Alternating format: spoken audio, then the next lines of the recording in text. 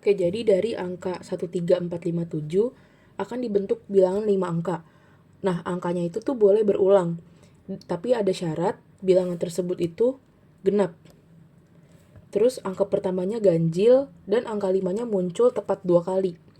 Banyak bilangan yang dapat dibentuk adalah, oke, pertama kita kelompokin dulu yang genap sama yang ganjil. Yang genap tuh cuma ada satu, yaitu 4, sedangkan yang ganjil tuh ada 4, yaitu 1357. Nah, di sini tuh kita pecah jadi 2 kasus.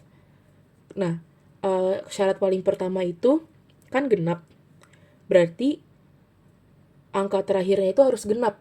Karena kita bisa tahu bilangan tersebut genap dari angka terakhirnya kan.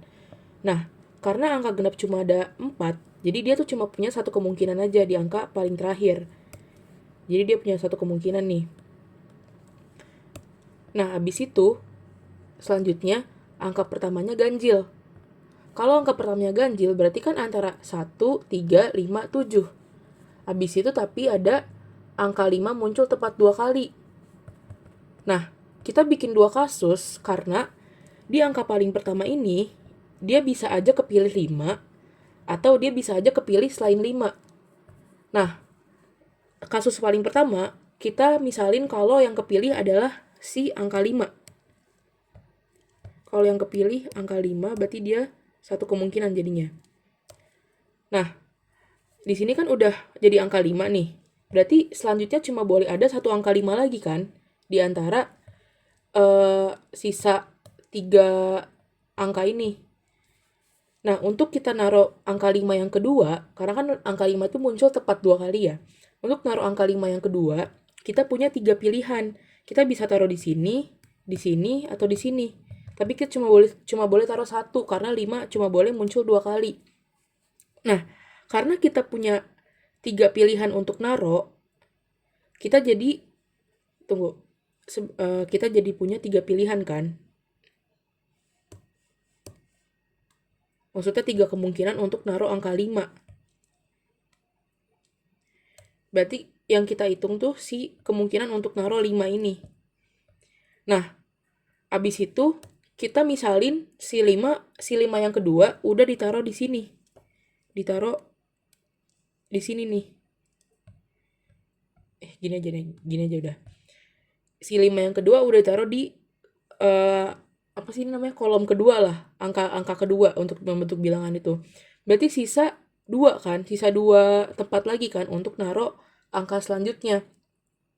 Nah, karena 5 ini udah apa ya, dia tuh udah tepat 2 kan, dia udah 2, berarti dia nggak boleh dipakai lagi di sini sama di sini.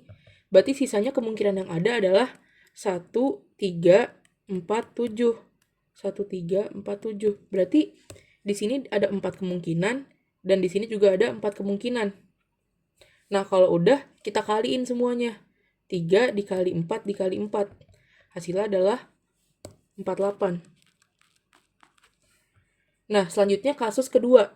Kasus kedua itu kalau bukan angka 5 yang kepilih di angka paling depan. Berarti tinggal 1, 3, 7. Berarti dia ada 3 kemungkinan. Nah, berarti selanjutnya di antara ini sama ini berarti dia harus 5 dong. 5-nya harus ada 2. Ya kan?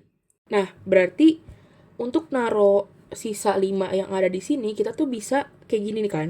Bisa antara kayak gini, di yang kedua atau ketiga. Terus bisa juga di yang ketiga atau keempat. Bisa juga di yang kedua atau keempat. Ya kan? Berarti kita punya 3 kemungkinan untuk naruh 5. Berarti sebenarnya dia tuh dari 3 tempat yang ada ini, kita cuma butuh 2 tempat aja. Berarti sebenarnya dia tuh kayak C dari 3 tempat, kita butuh 2. Berarti sama dengan 3 kemungkinan. Tunggu. Oke, berarti jadinya buat naruh 5 ini, kita butuh 3 kemungkinan. Karena dari 3 tempat diambil 2. Sorry. Jadi 3. Nah, berarti sisanya, si tempat ini, berarti dia pakai angka sisa yaitu 1, 3, 4, 7. Karena 5-nya udah nggak boleh dipakai lagi. Berarti jadi 4 kemungkinan. Ya nggak? Berarti jadinya yang dikali adalah 3 dikali 3 dikali 4. Enggak. Jadinya 36. Nah, kalau udah karena ini tuh 2 kasus, berarti kita milih antara kasus 1 atau kasus 2 kan. Karena dia milih salah satu, berarti ditambah. Jadinya sama dengan 84. Itu.